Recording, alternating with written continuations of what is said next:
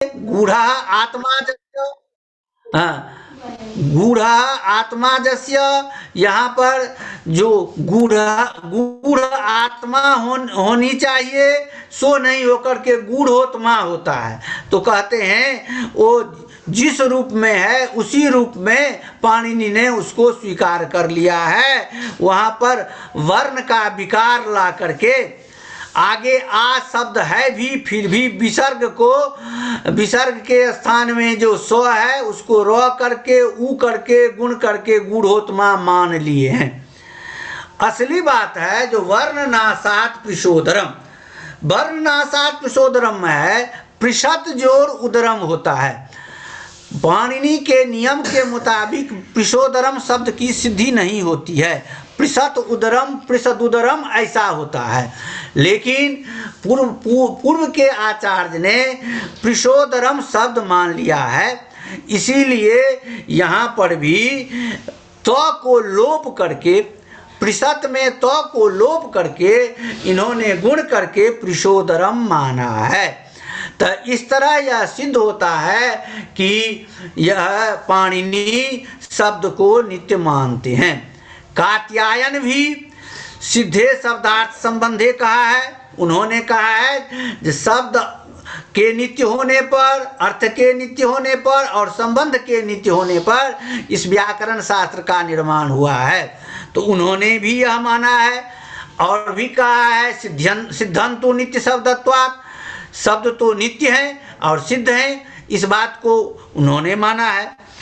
पतंजलि ने कहा है जो संग्रह ग्रंथ में प्रधान रूप से परीक्षा की गई है, जो शब्द नित्य है या अनित्य है, वहाँ पर परीक्षा के द्वारा यह सिद्ध किया गया जो शब्द नित्य है, नित्य शब्द। और कहा है, उन्होंने प्रमाण दिया है जो सर्वे सर्व पदादेशा दाक्षी पुत्रस्य पाणिने, दाक्षी पुत्र पाणिनि के जितने शब्द हैं शब्द नित्य हैं और उनमें एक वर्ण भी अनर्थक नहीं है। और तीसरा प्रमाण उन्होंने दिया है जो एक इंद्र शब्द क्रतुसते सर्वजाग्येषु अंगम भवति, कहते हैं एक इंद्र शब्द जो है सो एक ही समय में 100 यज्ञ में प्रयोग किए जाते हैं। यदि शब्द नित्य नहीं है, यदि वर्ण को हम उत्पत्ति और विनाशशाली यदि हम मान लेते हैं तब तो मनुष्य की भांति वह भी उत्पत्ति और विनाशशाली हो जाएगा। जैसे मनुष्य की आत्मा जो है अजर अमर है, वह आत्मा एक है, लेकिन मनुष्य पशु पक्षी आदि के रूप में अनेक प्रकार की जीवात्माएं हैं।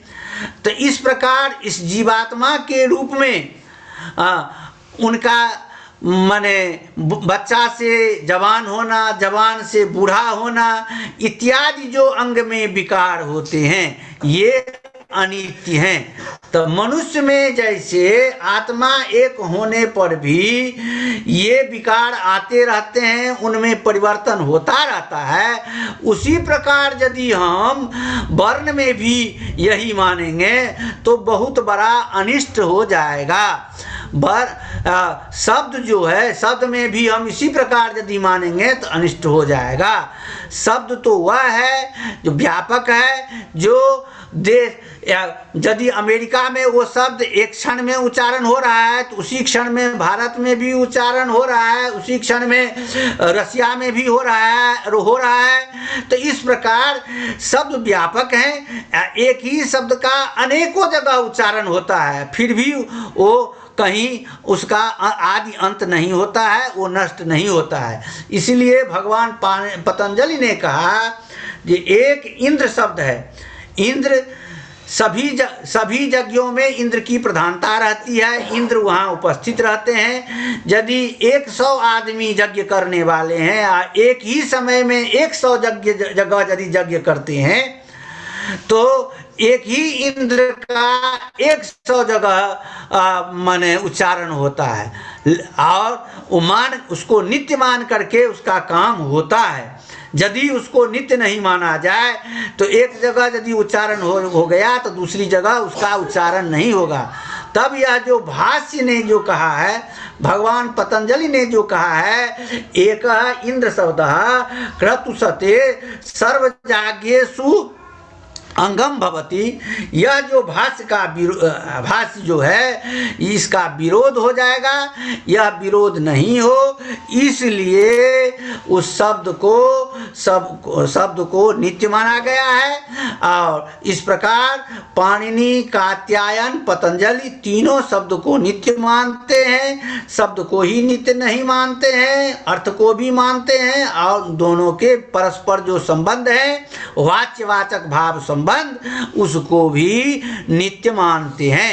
ऐसे जो नित्य शब्द हैं उनके संबंध में कहा गया है अनादि निधनम ब्रह्म सर्व शब्द तत्वम जदक्षरम विभक्त भावेना प्रक्रिया जगतो यतः। वह शब्द जो है, शब्द ब्रह्म जो है अनादि निधन है, उत्पत्ति विनाश से रहित है। और उसी शब्द से वो संपूर्ण शब्दात्मक संसार की सृष्टि होती है। वही पश्चंती वाग रूप ब्रह्म है। उसी को नागेश भट्ट ने मध्यमानाद माना है, भर्तृहरि ने पश्चंती माना है, उसी को ब्रह्म रूप माना है। और वो शब्द वही शब्द है, स्फोटात्मक शब्द वही नित्य है, वही ब्रह्म रूप है। संक्षेप में मैंने इस प्रकरण का विन्यास किया। आप लोग यदि कुछ इसमें प्रश्न करना चाहते हो तो प्रश्न कर सकते हैं। प्रश्न नहीं, जिज्ञासा करेंगे। हाँ, जिज्ञासा की जाए। यदि कश्चित् छात्रः शोधार्थी जिज्ञासते तर्हि अवश्यं प्रष्टुम् अर्हति। किन्तु आचार्यैः तादृशं व्याख्यानम् अत्र विहितमस्ति, मन्ये सर्वेपि छिन्नसंशयाः सञ्जाताः। किमपि अत्र दीपक कुमारः प्रष्टुमिच्छति, अहं तव अन्म्यूट् करोमि। अच्छा, पृच्छतु पृच्छतु दीपक कुमारः। सः इदानीं म्यूट् अस्ति, तमहम् अन्म्यूट् करोमि, तदा प्रष्टुं पारयति। अन्ये गवेषकाः यदि प्रष्टुं वाञ्छन्ति ते प्रश्नं कुर्वन्तु। दीपकः पृच्छतु। नमो नमः गुरुजी। गुरुजी, एकः प्रश्नः अस्ति। शब्दः नित्यः, अर्थोऽपि नित्यः, शब्दार्थ सम्बन्धोऽपि नित्यः इति वैयाकरणानां राद्धान्तः इति। तत्र शब्दः नित्यः इत्यत्र विनिगमकम् अस्ति, यथो प्रचोदनादीनि यथोपदिष्टम् इति। अर्थे किं विनिगमकम्? पाणिनि आचार्य मते अर्थे किमपि विनिगमकम् अस्ति वा? अर्थः नित्यः, शब्दार्थ संबंधोऽपि नित्यः, तत्र आचार्य पाणिनि मते किमपि विनिगमकम् अस्ति वा, प्रमाणम् अस्ति वा?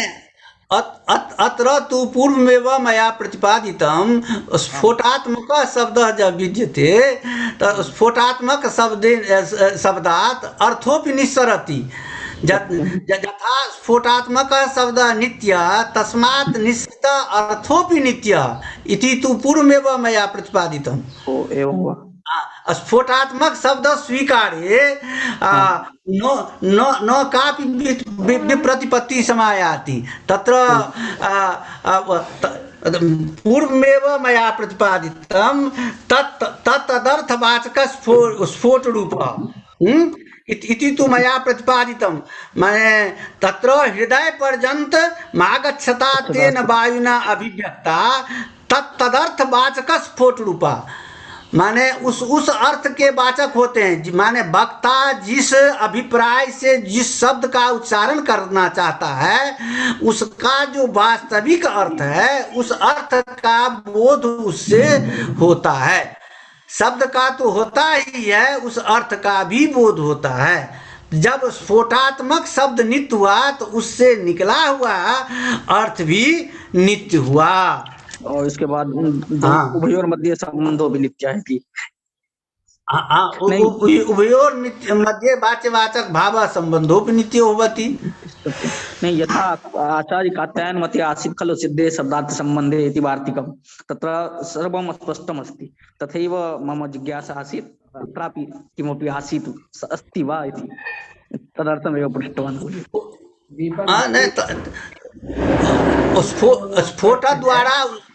स्फोटद्वारा तस्य समाधानं भवति। सत्यं पाणिने पृखोदरादीन् यथोपदिष्टं विद्यते तत्र यः अर्थः विद्यते पृखत उदरम् इति अर्थः यः विद्यते अर्थस्य समाधानायैव तत्र तकारस्य लोपं कृत्वा पृखोदरं सिद्ध्यति। यथा अस्ति तथैव भवतु। एवं पाणिने अपि माने अर्थं स्वीकृत्यैव शब्दस्य संयोजनं कृतवान्।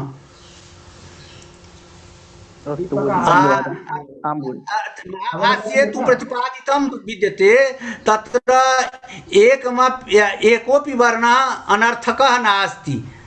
सत्यं तत्र एकोऽपि वर्णः अनर्थकः नास्ति इति महाभाष्ये प्रतिपादितं विद्यते।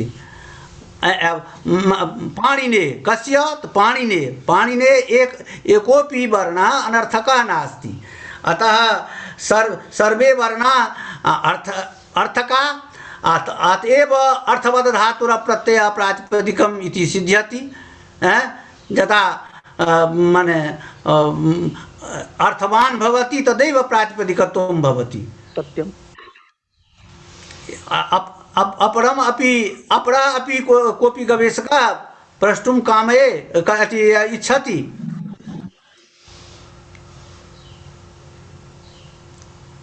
अपरा अपि गवेषकः प्रष्टुम् इच्छति। धीरजः किमपि प्रष्टुम् इच्छति। धीरजः कुत्र अस्ति? वदतु। धीरज पृच्छतु। धीरजः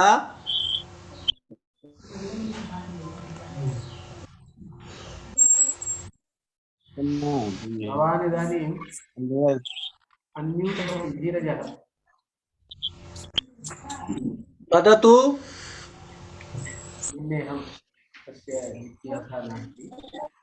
कापि यदि जिज्ञासा चेत् तदा वदतु।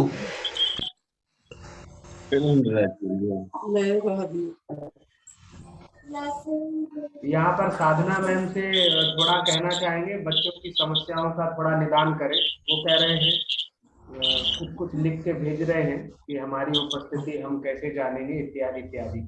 तो जैसे उनको छात्रों को सुविधा हो कृपया आप वैसा करें। माने इसका समाधान संयोजक करेंगे। जी, तो आचार्य ही अत्र अत्यंतम उत्कृष्टं व्याख्यानं व्यधायि एकहोरात्मिकायामस्यां कक्षायां प्रायः सर्वेपि शब्दशास्त्रीयाः विषयाः अत्र व्याख्याताः। शब्दस्य कथं नित्यत्वमस्ति तत्र सर्वेपि विषयाः अत्र प्रकाशिताः।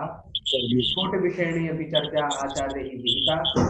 तत्र केनचित् छात्रेण जिज्ञासा अपि व्यधायि तत्रापि समाधानम् अकारि इति वयं मन्यामहे। यदि इयं कक्षा अत्यन्तम् उत्कृष्टा अभूत् तदर्थम् आचार्यः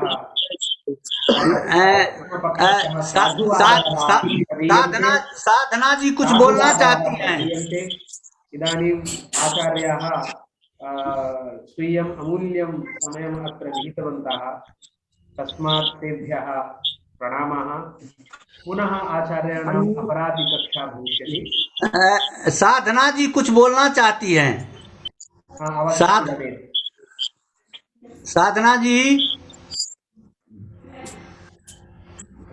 एक सेकेंड, वो अब म्यूट होगी, मैं उनको अनम्यूट करता हूं। साधना जी